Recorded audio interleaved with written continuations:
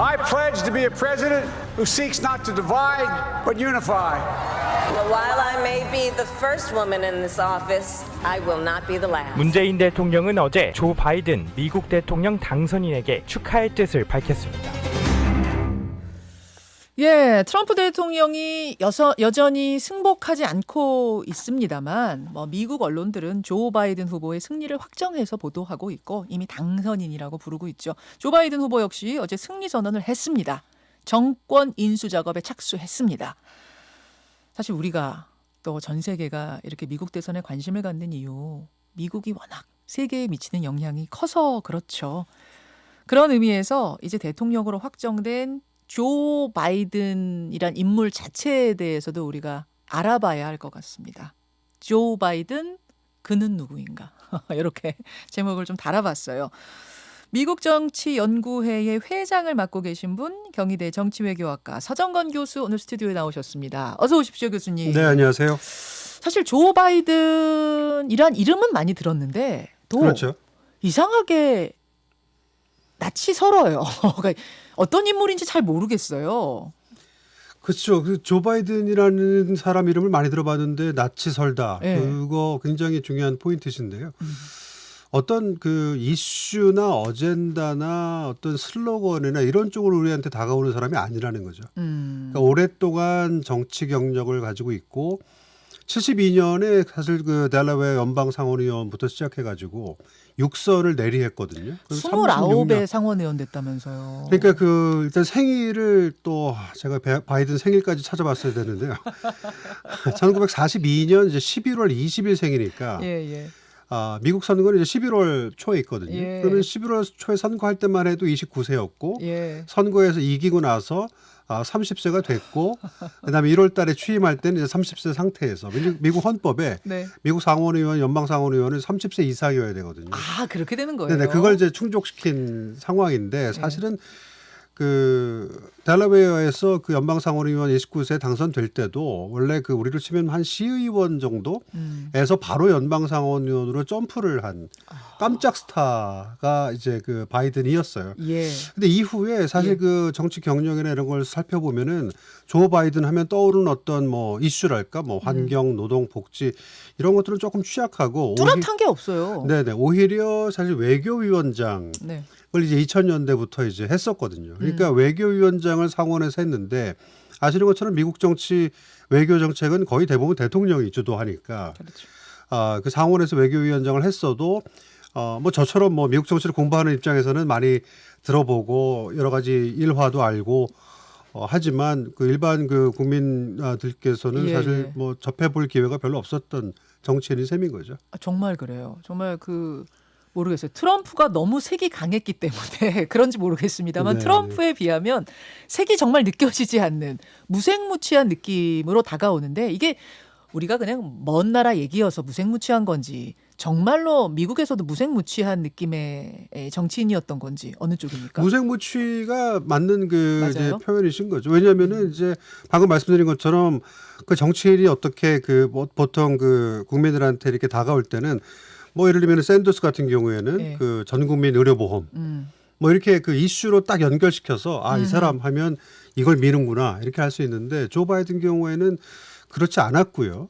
예를 들면 또 그 실패 혹은 착오도 많이 했습니다. 2002년 이라크 전쟁 때도 찬성표를 던진 상원의원이고 그다음에 이라크 전쟁이 이제 그 갈수록 악화되니까 외교위원장으로서 제안을 한 것이 이라크를 세 조각 내자.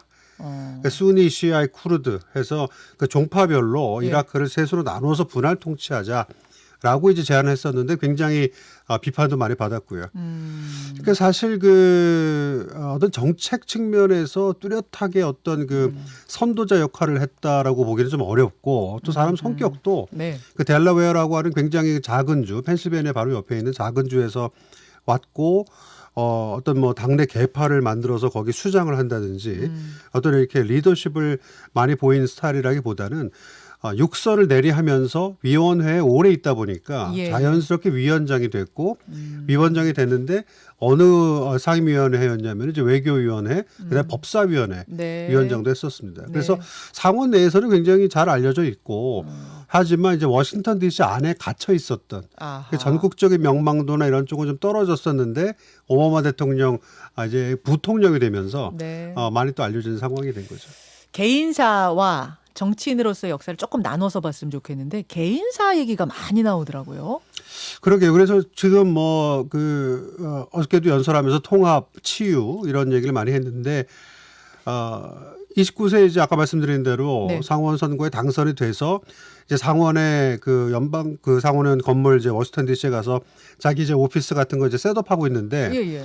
델러웨어에서 이제 자기 와이프하고 딸하고 이제 가족이 탄 차가 트럭에 치여가지고 와이프 되는 분하고 이제 딸하고를 이제 즉사를 하고 당선증도 받기 전에 교통사고 소식을 들은 그렇죠, 거예요. 그렇죠. 네. 그래서 아들 둘은 또 뭐 겨우 살아남았지만 네. 큰 아들인 그 보 바이든 이 사실 본인의 후계자처럼 굉장히 착실하고 또 능력 있고 한 사람이었는데 그래서 결국 델라웨어 주 연방 델라웨어 주의 이제 검찰총장도 됐었고요. 예. 그랬는데 결국 그 어릴 때 그 자동차 사고 후유증이 결국에는 이제 뇌종양으로 해서 이제 2015년에 사망하게 되죠. 그렇죠. 그래서 2016년에 뭐 선거에 나올 수도 있다라고 했지만 그 큰아들 그 사망 소식이 굉장히 조 바이든 소위 나중에 그 생애 때 예. 굉장히 그 정서적으로 큰 충격을 사실 줬었어요.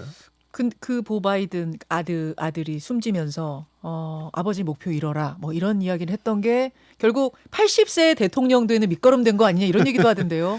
그런 셈이죠. 이제 그 TV 토론을 할 때도 늘 보 바이든에 대해서 자랑스럽게 얘기하고 특히 보 바이든이라는 큰아들이 군대에도 이라크 전쟁에도 참여하고 네. 그러니까 민주당 정치인이었지만 굉장히 전국적으로 어떤 통합형 그런 이제 정치인이었고요.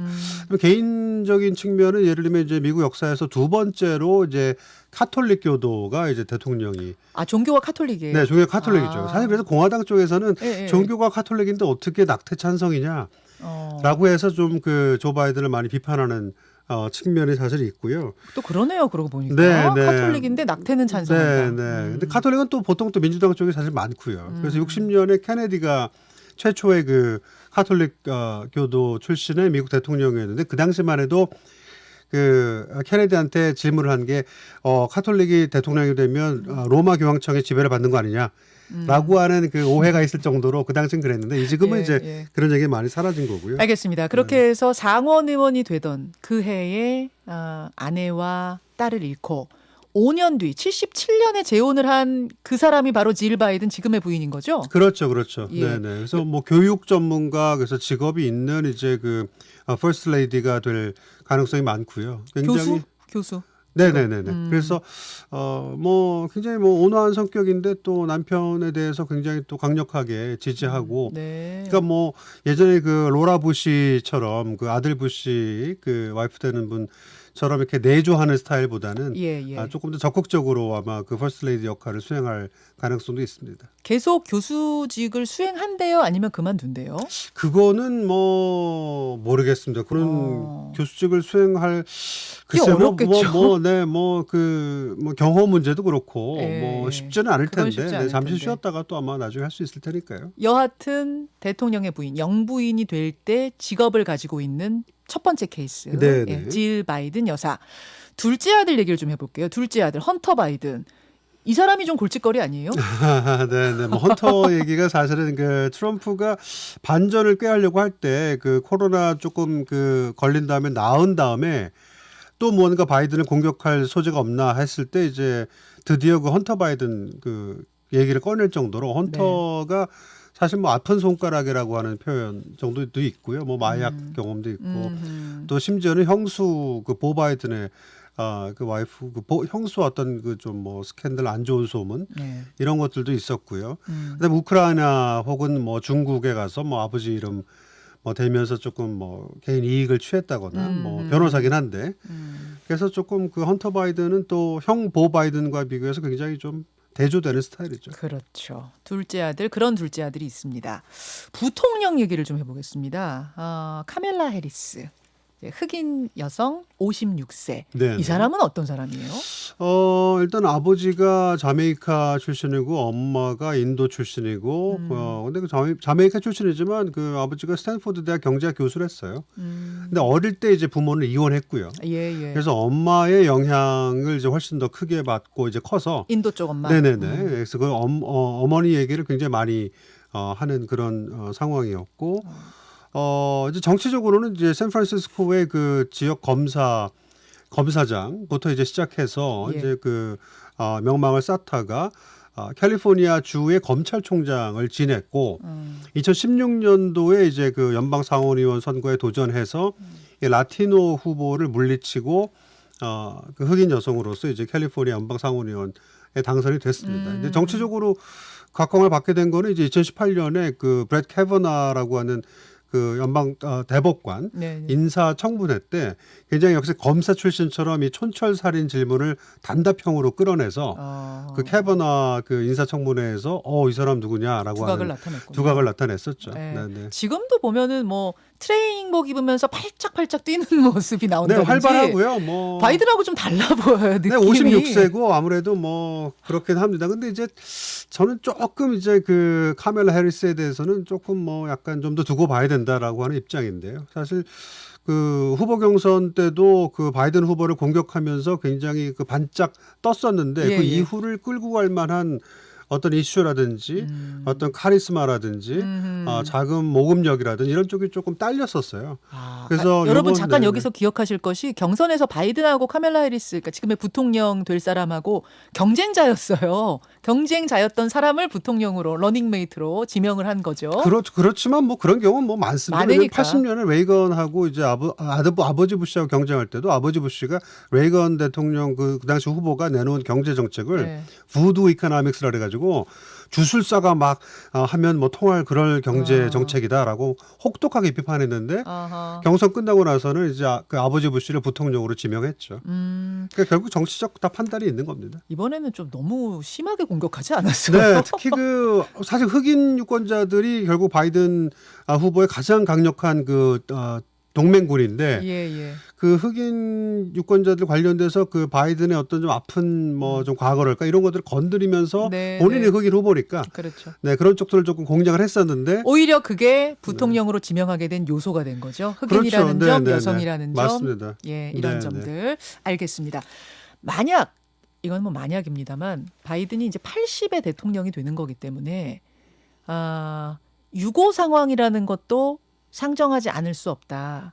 그렇게 될 경우에는 부통령이 대통령직 되는 물론 맡게 그렇습니다. 되는 거죠. 네, 미국 승계 네. 법상. 그러면 카멜라 해리스 56세 카멜라 해리스가 준비도 하고 있어야겠네. 만약의 사태를. 네, 근데 아직 취임도 안 했는데 벌써 요거를 얘기하기는 조금.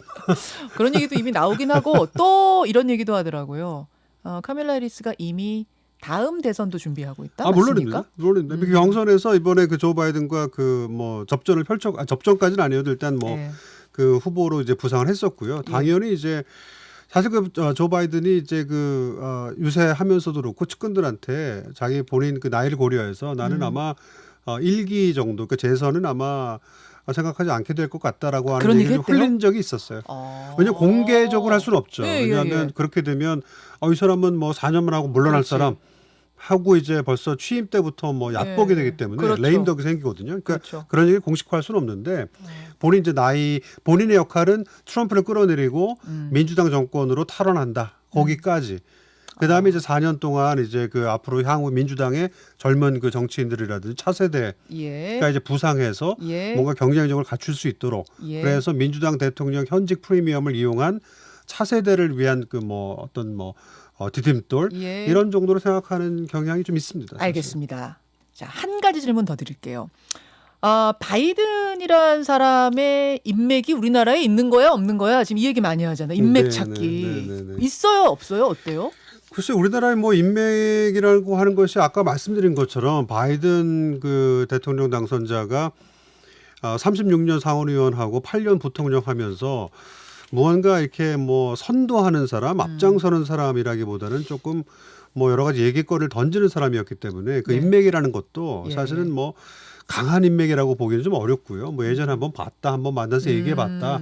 이 정도일 것 같고요. 사실은 보다 조금 중요한 포인트는 미국이 변하고 있습니다. 미국이 사실 오바마가 이제 물러나고 트럼프 4년 동안 민주당도 굉장히 많이 변했고요. 예, 예. 샌더스 계열의 혁신파 의원들도 굉장히 약진했고 예. 그러니까 미국이 변하고 있기 때문에 우리가 과거 인맥을 찾아서 바이든 행정부와 접점을 찾는 그 시도보다는 예. 인맥을 새로 쌓는 것이 어떠냐. 인맥을 새로 찾는 것이 어떠냐라고 저는 생각이 들고요. 아하. 그리고 또 인맥이라는 말이 조금 부정적 어감도 사실 있지 않습니까? 그렇죠. 그러니까 우리가 이제 뭐 미국하고 대등하게 우리가 원하는 것 요구하고요.